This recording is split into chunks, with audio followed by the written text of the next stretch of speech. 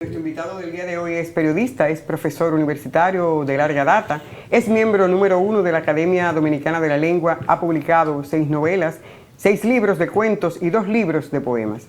En el año 2020 fue designado por el Poder Ejecutivo, fue designado como director nacional de la Biblioteca Pedro Enrique Sureñas en la República Dominicana. Para nosotros, en Levántate New York, es mucho placer recibir a un hombre que nos dio clase, que ha sido nuestro profesor y que en este momento está participando con nosotros. Recibimos con mucho respeto y mucho cariño al profesor Rafael Peralta Romero. Buenos días a Levántate New York. ¿Cómo está, profesor? Buen día, Niurka. Buen día a todos. Buen día, New York. Ya lo sabemos. Así es. Compatriotas que nos escuchan y nos ven. Me acompañan Placer. Francis Pérez, Oscar Pérez, Providencia Rossi, profesor. Bienvenido, profesor. Profesor, sería importante explicarle a los amigos, a la audiencia, cuál es la importancia de una biblioteca nacional. La Biblioteca Nacional en cada país tiene una función primordial. Es conservar, una función que se llama de preservación, preservar la riqueza bibliográfica de toda nación. Por eso algunos, a quienes no les gustan estas cosas, dirán que podría ser un depósito de libros viejos. Y realmente en las bibliotecas nacionales se guardan documentos que no están en otras. Esa es una de sus funciones. Luego, dar apoyo a los investigadores, sobre todo a los investigadores, y no quiere decir que a los estudiantes no, porque las bibliotecas nacionales tienen su área para los estudiantes. Yo visité recientemente la Biblioteca Nacional de Guatemala, la única que he visitado después de la dominicana, y me llevaron al área, yo quise ver el área de antigüedades, unos libros que guardan en unas cajas de madera, tienen una colección de Biblias del siglo XVII, todas cosas muy antiguas que no lo va a ver cualquiera, sino personas especializadas que buscan determinada información. La Biblioteca Nacional hay una ley en virtud de la cual cada libro que se publique en la República Dominicana debe ser depositado allí como donación. Es una vía para enriquecer el patrimonio de la biblioteca, pero al mismo tiempo una vía para preservar esas publicaciones.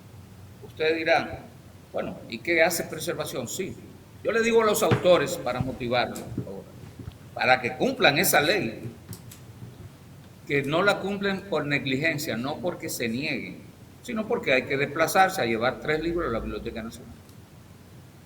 Le digo a los autores, dentro de 50 años, tus nietos van a querer ver ese libro. ¿Y dónde lo van a encontrar? En la Biblioteca Nacional. De esos 3 ejemplares que los autores depositan en la biblioteca, uno no va al servicio al público, se queda en un área donde no se usa. Bueno, precisamente ese está destinado a la conservación. Muchos libros que a veces queremos ver no aparecen por ninguna parte. Y en la Biblioteca Nacional están porque, aunque la Biblioteca Nacional es nueva con relación a la existencia del pueblo dominicano y de la República Dominicana, es decir, la Biblioteca Nacional solo tiene 51 años y otras en otros países tienen más de 100, tienen 200, etc.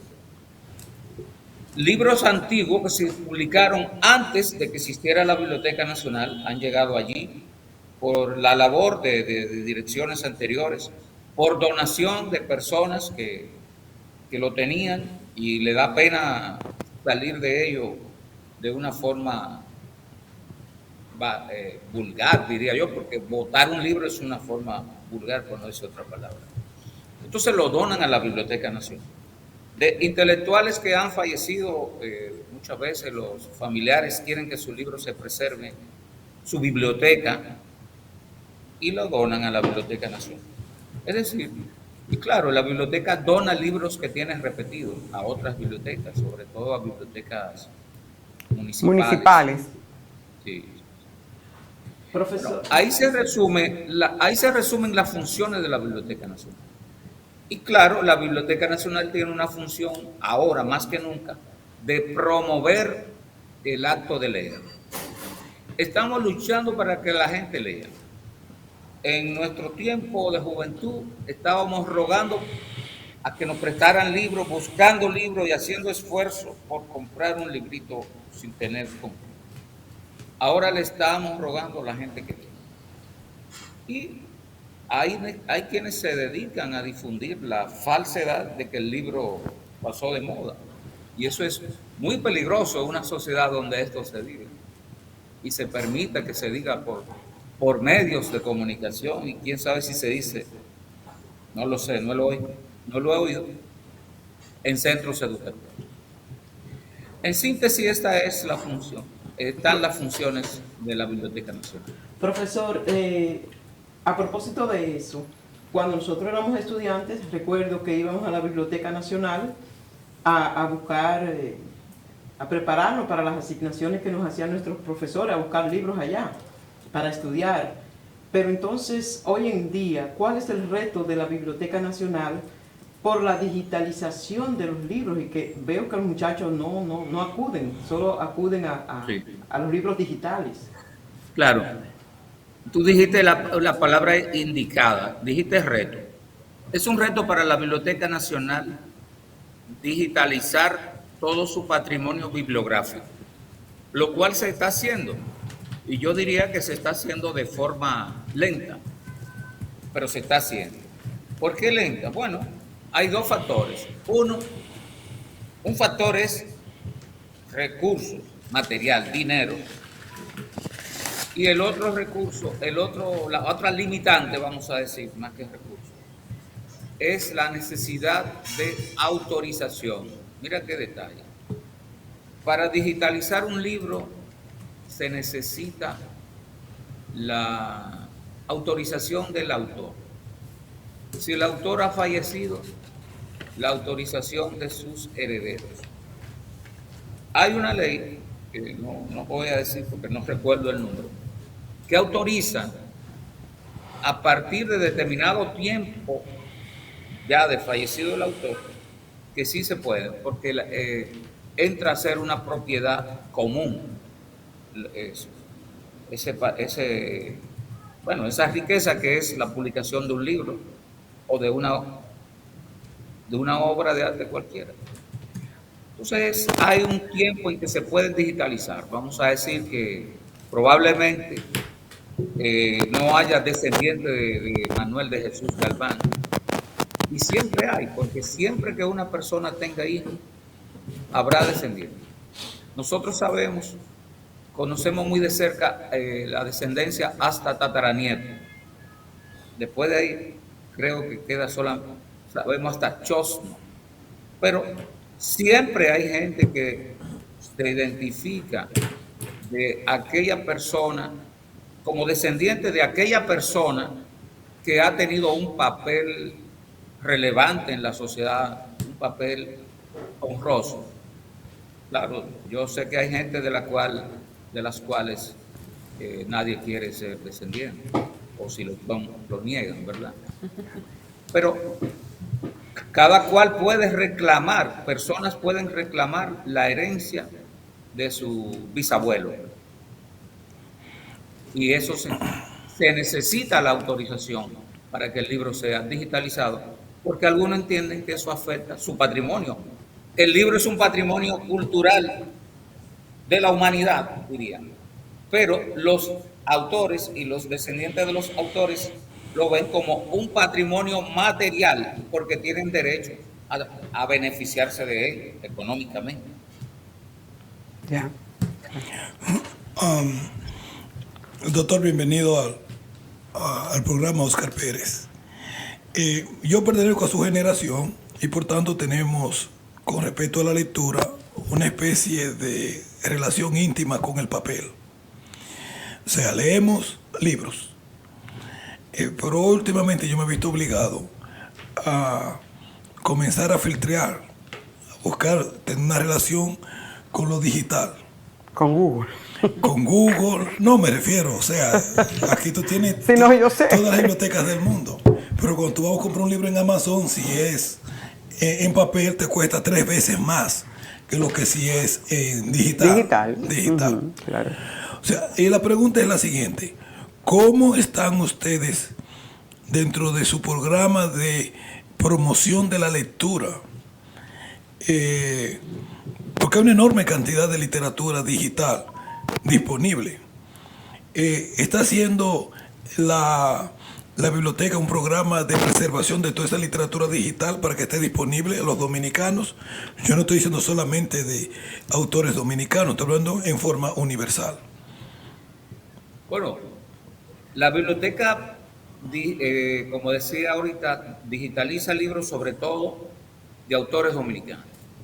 Pero sabe que hay autores universales.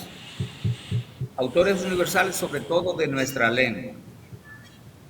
Vamos a decir que Don Quijote de la Mancha es un libro de todos nosotros, de todos quienes hablamos la lengua española. Sin embargo, hay instituciones españolas que tienen su derecho sobre esa publicación y se hacen trámites. Nosotros tuvimos que, por ejemplo, Pedro Enrique Sureña, me gustaría decir algunas cosas sobre él ahorita. Publicó cuando nosotros éramos niños, no, quizás no habíamos nacido, una gramática, la gramática de la lengua castellana, junto con Amado Alonso, que era un autor español. La Biblioteca Nacional tiene plan de reeditar ese libro, aunque no para comercio, porque eso es una joya de la literatura didáctica y que todo dominicano que estudia humanidades debería tener en su casa. Sin embargo, tuvimos que dirigirnos a los descendientes, a Amado Alonso, y a una editorial argentina. Amado Alonso también fue ciudadano argentino, creo que no siendo ciudadano argentino, para que lo autorizaran. ¿Por qué? Porque por Pedro Enrique Sureña no, yo dije, no importa, por Pedro Enrique Sureña sí lo podemos hacer. Bueno, y hasta ese momento, hace poco, estaba en vida la hija que quedaba de Pedro Enrique Sureña, falleció hace poco. La biblioteca está editando ese libro. Y como no es comercial, nadie podrá decir nada. Pero tuvimos autorización de descendientes de Amado Alonso. Ven. Entonces nosotros no podemos inmiscuirnos mucho en la edición digital de obras de autores de otros países, porque conlleva mucho trabajo, en primer lugar, localizar parientes que autoricen. Sabemos que hay obras que son de ya del patrimonio universal, pero en cada país las leyes no siempre son iguales en todos los países, quiero decir. Esa es mi respuesta. Ahora, yo quiero que tú sigas leyendo libros en físico y que, bueno, claro, para estar a tono con nuestros hijos y con la gente que nos rodea, hacer la concesión de leer el libro digital, sobre todo si el libro físico no aparece. El libro físico es una forma de prolongar el libro. El libro que no necesita adjetivo para identificarse, porque el libro es el libro, aquel objeto de papel, que hay tanta teoría para entorpecerlo, que tenemos ahora muy vigente la teoría que en defensa del ambiente no usar papel. Entonces, porque no se puede tronchar los árboles. Sin embargo, sabemos que hay bosques en los países, en algunos países desarrollados, como en los Estados Unidos y Canadá, por ejemplo, que hay bosques para cuyos árboles solo se usan para eso. Pero en la República, para hacer papel, quiero decir, en la República Dominicana se ha despreciado una materia prima natural, que es un desecho, que es el bagazo de caña. Si producimos azúcar y producimos ron, bueno, pues ahí está, ese desperdicio que es el bagazo de caña debe ser usado para papel, que en alguna vez se usó. Por lo cual la República Dominicana pudiera ser autosuficiente en papel y quién sabe si suplir a pequeños países que nos rodean en papel.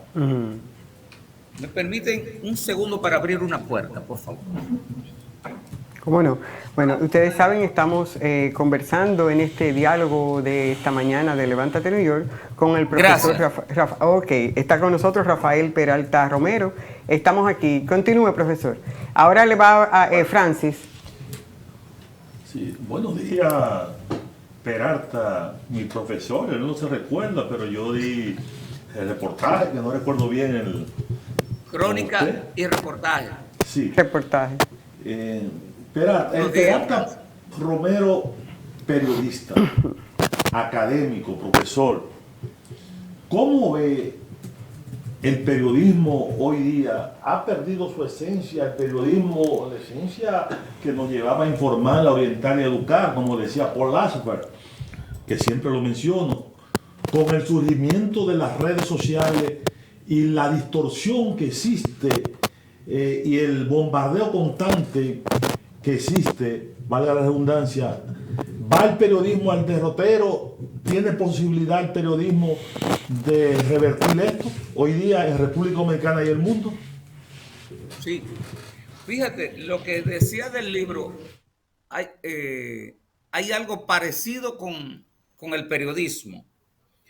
El modelo universal tradicional de periodismo es el periódico de papel. Bueno, ahora tenemos que decir periódico de papel, periódico impreso, porque hay muchos periódicos en otro formato, el periódico digital. Digamos que el periódico digital hay que respetarlo como periódico. Tiene informaciones escritas por periodistas.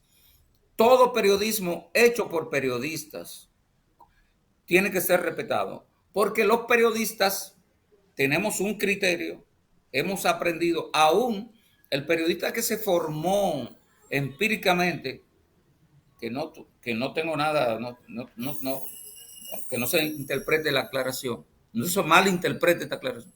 El periodista que no asistió a la universidad también tiene un criterio, un sentido ético para ejercer la profesión, porque aprendió en la redacción. Entonces, a veces, ahora tenemos un grupo de personas, o un grupo no, una muchedumbre de personas en distintas partes del mundo, y me puedo enfocar solo en mi país, que es el que conozco, que hacen periodismo, porque todo el mundo es fotógrafo ahora, todo el mundo es camarógrafo, y claro, tomar una foto la hacen, y grabar un incidente cualquiera lo hace, y no hay que ser periodista. Es un colaborador, debería tenerse como un colaborador de los medios.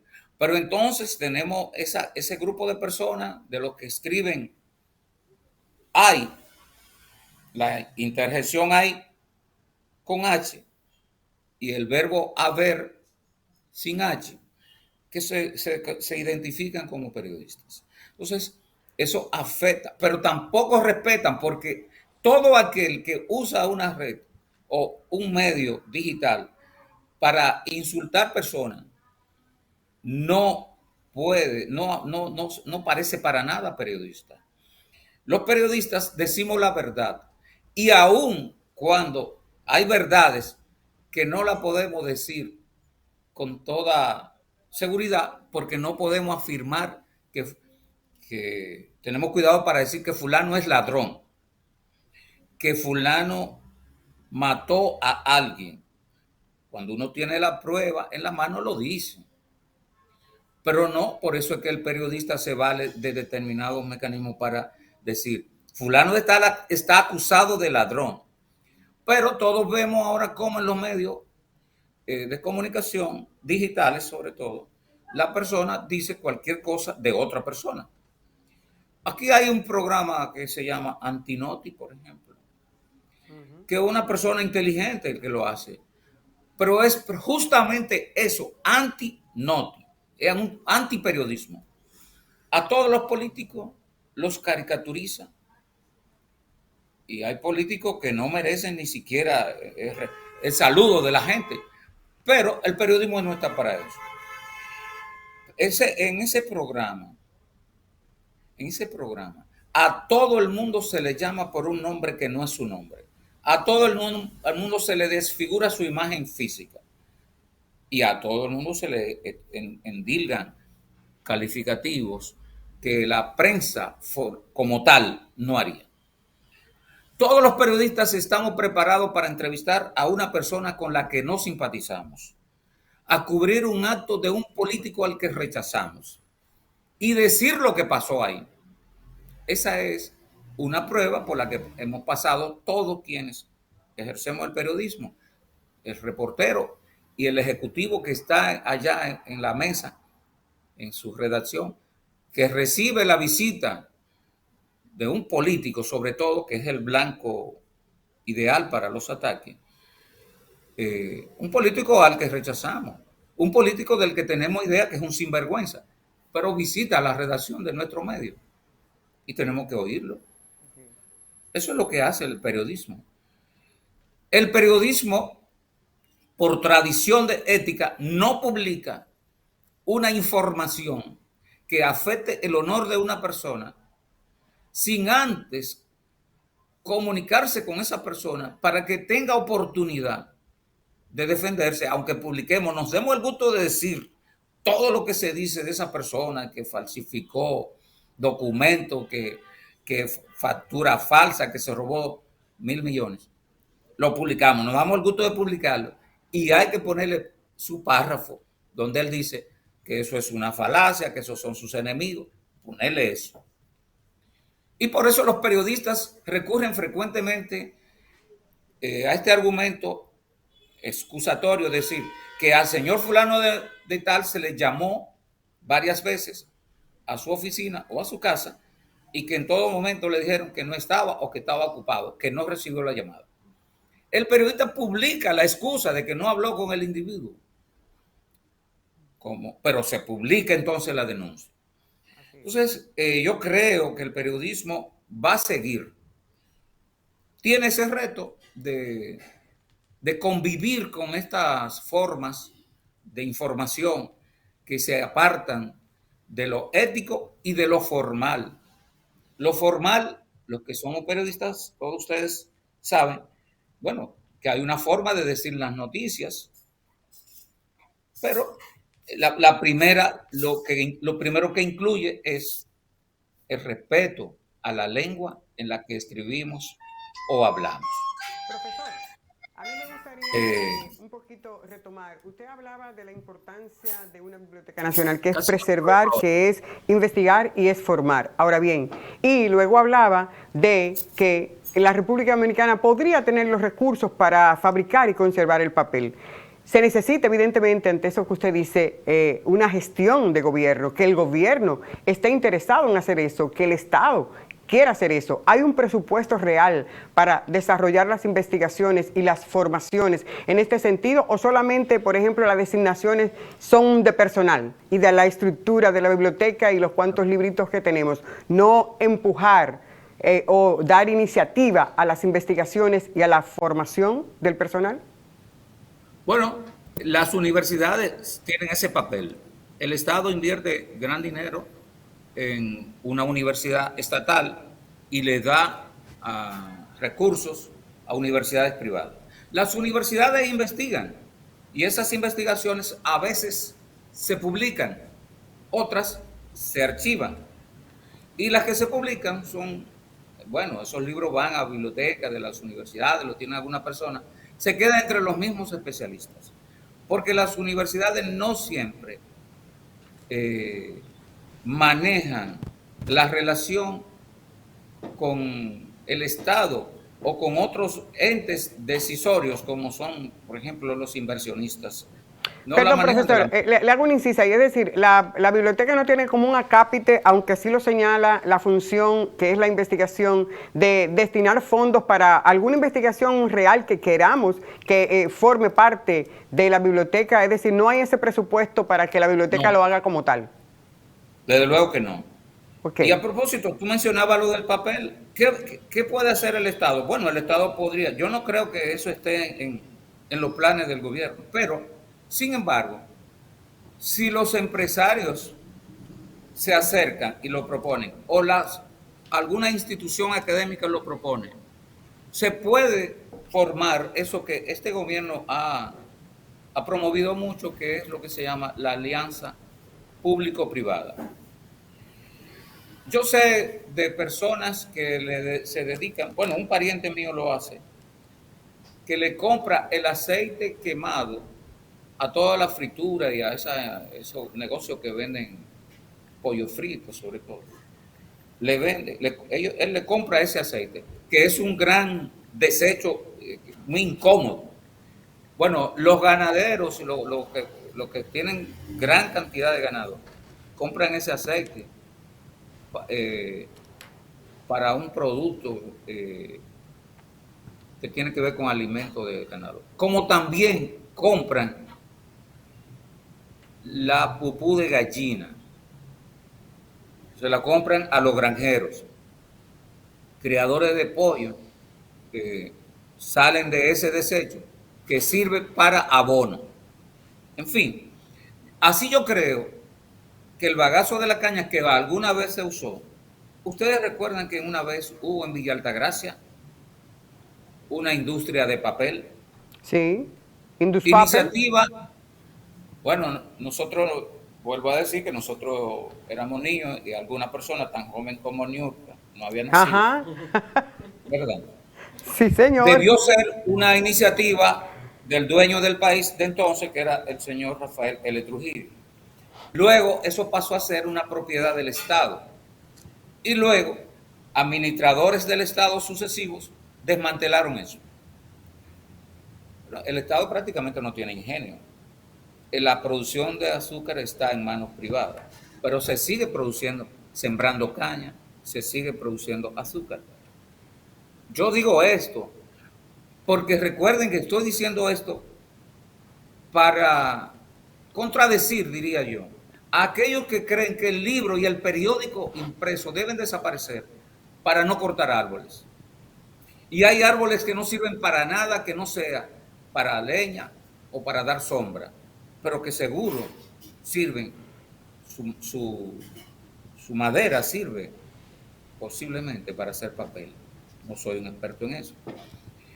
Claro, nunca deberíamos tronchar un árbol de cacao, ni de aguacate, ni de mango, claro, porque esos son árboles que dan riqueza, que dan alimento. Sin embargo, un día el árbol de cacao, que es un árbol bendito, llega a su ancianidad, debe desaparecer. Bueno, ¿qué haremos con el árbol de cacao que ya hay que sustituir? Quizás sirva también para eso. Porque siempre los árboles también mueren. Algunos mueren de pie, como escribió un dramaturgo, y otros caen sencillamente con una brisa simple, caen. Eso es lo que... Díganme qué más. Profesor, ¿cuál es la diferencia que hay entre un gobierno, cual que sea, que se le dé permiso a una minera o a una multinacional que quiere explotar una loma y entonces depredar las lomas para producir un momento difícil en el medio ambiente, y otro que se le dé permiso para que tumben árboles o corten árboles? No es lo mismo, profesor, no afecta eso. ¿Usted está de acuerdo con esto, no? Que se le dé permiso también a esto. Porque el hecho de que se establezca una mina, eso genera riqueza, pero explota al mismo tiempo y pela las montañas. Y en el caso de los árboles también, me preocupa lo que usted dice. Claro. Bueno, ahí yo no te puedo decir muchas cosas porque no soy experto. Sin embargo, en toda acción de gobierno tiene que predominar el buen juicio y la recta conciencia, si el gobierno considera, si hay una mina, un yacimiento que puede ser explotado porque contiene mucha riqueza y se hace acuerdo para reponer, por ejemplo, los árboles, para no dañar las fuentes fluviales, bueno, las minas podrían ser explotadas, pero no simplemente hacer el hoyo, dejar toda esta cuenca, dañar los ríos e irse con el dinero. Porque además otro problema nuestro ha sido que tradicionalmente los yacimientos mineros han sido explotados por empresas extranjeras y el Estado Dominicano no siempre ha sido el principal beneficiario, y menos el pueblo dominicano. Recordarán aquella mina que bueno, la mina de oro de Cotuí, ¿verdad? Un diputado de La Vega, ¿no?, propuso un impuesto sucesivo, escalonado o algo así, a la extracción de oro, que fue una idea sumamente revolucionaria. Bueno, eso motivó que parece que la empresa extranjera prefiriera venderle la mina, sus derechos, al Estado Dominicano. Y ustedes recordarán que el presidente Guzmán adquirió la mina Rosario. Pero la mina Rosario ha tenido administraciones fatídicas y fatales que han beneficiado a muchas personas, menos al pueblo dominicano. Entonces así no vale la pena. Para enriquecer a una empresa o para enriquecer a administradores y correligionarios políticos, entonces no vale la pena que se exploten los recursos mineros de ese modo. Perdón, profesor. Algunas personas, por lo menos mirándolo, la profesión de periodismo desde los Estados Unidos, podrían analizar su petición de que es un intento desesperado de salvar una profesión que está desapareciendo. Y digo eso porque aquí en los Estados Unidos 6 compañías controlan el 96% de todo el contenido que oyen, escuchan o ven los norteamericanos vía prensa escrita, televisiva o radial. Lo que ha conllevado a que el contenido sea idéntico. Lo que dice CNN es idéntico a lo que dice MSNB, es idéntico a lo que dice la ABC, inclusive el lenguaje es el mismo. Frente a esa realidad, el público norteamericano ha tenido que dedicarse a buscar información alternativa vía las prensas, vía las redes. Tanto así que hay personas que tienen aquí programas en las redes que tienen más seguidores que la prensa tradicional. ¿Qué papel está jugando en la República Dominicana, si existe, la concentración de la información en pocas manos? La concentración De la información, o sea, los medios de comunicación. O sea, primero, existe una concentración de los medios de comunicación en pocas manos en República Dominicana como en los Estados Unidos. Y si sí, ¿cómo eso afecta el contenido de la información? Bueno, sí, en la República Dominicana hay una tendencia a la concentración de medios que quizás ya se haya detenido. Bueno, tenemos un empresario que tiene 4 periódicos y 3 canales de televisión. Otro empresario maneja listas grandes de emisoras de radio. En la radio hay mucha concentración en manos, en manos únicas. Muchas emisoras. Ustedes recordarán el famoso Ramoncito Báez, el dueño, señor que fue presidente de Baninter. A él le dio con comprar medios de comunicación.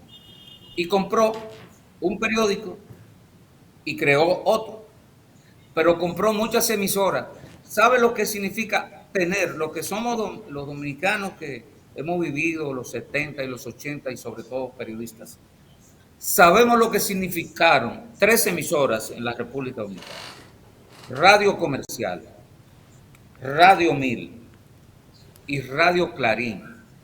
Radio Comercial era la voz más o menos democrática, identificada con el partido de la oposición, que era el PRD. Radio 1000 tenía también una línea informativa y de opinión cuestionadora. Y Radio Clarín era la emisora de la ultraderecha y del gobierno. Y eran 3 emisoras potentes y populares. Una sola persona tuvo esas 3 emisoras. Lo que no podía en algún tiempo creer nadie, que el mismo dueño de Radio Comercial sería el dueño de la competencia de Radio Comercial, que era Radio 1000, y competencia de ambas, Radio Clarín. Bueno, el señor Ramoncito Báez me cuenta un radiodifusor que tenía una emisora con música muy suave y agradable. Que Ramoncito Báez le dijo: mire, pero yo no oigo los anuncios de Van Inter en sonido suave. Bueno, esa era la emisora. Que ahora, yo no sé si ustedes saben que Sonido Suave, esa emisora exquisita para oír música, pasó a manos de unos productores diferentes, que son los titanes de la radio aquí. Entonces ese señor, el empresario, le dijo: bueno, señor, pero mande el anuncio, dé la orden. Y Ramoncito Báez le dijo: pero esa emisora no es del grupo de nosotros. No, Ramoncito Báez creía que Sonido Suave era suyo, porque tenía tantas emisoras y esa era la que él escuchaba en la radio de su carro, que él creía que también esa, que era buena en música, era de las suyas. La concentración es dañina, sin duda. Creo que aquí queda esperanza. El periodismo radial, que fue aquí un campeón en los años 60, 70, 80, yo no sé si en la última década, yo no sé exactamente si los 90, sigue habiendo periodismo de radio, pero no ese periodismo de emisoras que tenían un noticiero que eran como un radio periódico, noticias, comentarios, editoriales, entrevistas y hasta reportajes por radio. Bueno, todo eso ha desaparecido y entonces aquí hay además del monopolio empresarial, hay un tipo de monopolio, bueno, es fea la palabra, un monopolio, un predominio de la idiotez. Hay un periodismo, si es que se le puede llamar así, para hablar cosas, no quiero decir palabra vulgar, pero son sandeces, para dar falsas noticias, para decir comentarios de las personas que participan ahí, comentarios interesados. Y la gente escucha eso. Mi padre, que era un hombre de campo, tenía su radio, tempranito ponía un noticiario, a escuchar noticias. Y recuerdo que alguna vez me dijo a mí, cuando yo era un adolescente, estudiante de bachillerato, me dijo esto: ya tú estás en edad de escuchar la noticia, o de oír la noticia, creo que él no iba a decir la palabra escuchar. ¿Qué significa? Que él entendía que oír noticia era como una necesidad o un deber ciudadano, porque él no compraba periódico, pero el que no compraba periódico y escuchaba esos noticieros que eran radioperiódicos, estaba informado. Ahora tenemos una radio aquí, no para informar, sino para hablar todo lo que se le ocurra a ese grupo de personas que hablan de acuerdo a sus intereses personales, económicos y políticos. Porque no solo los empresarios, los dueños de medios tienen intereses comerciales. Profesor, el tiempo queda corto conversando con usted. Vamos a tener que invitarle nueva vez y sobre todo cuando usted venga a Nueva York para que nos acompañe aquí en los estudios. Agradecer su participación en Levántate New York el día de hoy. No sin antes, por favor, que usted le envíe un mensaje a los y las dominicanas del exterior. Gracias, profesor Rafael Peralta Romero, por habernos acompañado en esta mañana. Gracias a ustedes todos. Bueno, Anurka, el primer mensaje es a ti, que no te respondí si te recordaba. Siempre recuerdo a una alumna llamada Niurka, que era tú, la confirmo ahora, pero que no era rubia. Bueno, ya la presentamos. No lo vi, pero recuerdo aquel viaje que hicimos al periódico El Sol, ¿se acuerdan? La rutina en ese carrito Honda que usted tenía. Sí. Que le atrincheramos ahí, vamos ahí toditos ajustados. Era grande. Bueno, gracias, profesor, por habernos dispensado todo este tiempo y sobre todo dejarle abierta la invitación, ¿oyó? No, repíteme eso. Digo, dejarle abierta la invitación para que usted nos pueda acompañar cuando nos visite o cuando usted entienda que tiene que decir algo de lo que sea a través del espacio de Levántate New York. Muy bien, muchas gracias. Mire, estuve a punto de visitar New York en octubre para que se conmemora, iba a haber una actividad en el CUNY, como ustedes dirían CUNY, en honor a Pedro Enrique Sureña, porque en este mes se cumplen 100 años de una famosa conferencia que dictó Pedro Enrique Sureña en Buenos Aires, titulada La Utopía de América. Y en el CUNY iban a hacer un acto, pero fue pospuesto. Yo asistiría, pero ya en otro momento asistiré y lo visitaré a ustedes. Claro, así será, así será. Aquí le esperamos, gracias al profesor Rafael Peralta Romero, ya ustedes saben, además de su talento de periodista y en este momento director de la Biblioteca Nacional Pedro Enrique Ureña en la República Dominicana. Vamos a una pausita, inmediatamente retornamos con todo lo que resta de este Levántate New York. No se mueva, resta mucho. Gracias.